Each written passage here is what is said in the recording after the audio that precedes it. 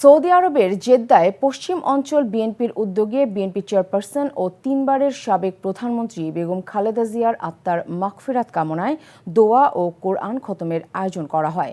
Jeddah প্রতিনিধি মাসুদ সেলিম জানান, অনুষ্ঠানে টিপু সুলতানের সঞ্চালনায় সভাপতিত্ব করেন সৌদি আরব পশ্চিম অঞ্চল বিএনপির সদস্য সচিব মীর মনিরুজ্জামান তপন।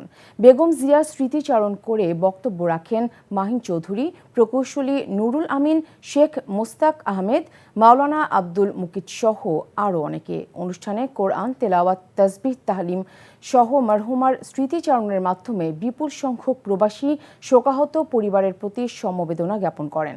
পরে বেগম জিয়ার আত্মার মাগফিরাত কামনা সহ দেশ ও জাতির কল্যাণে দোয়া মোনাজাত করা হয়।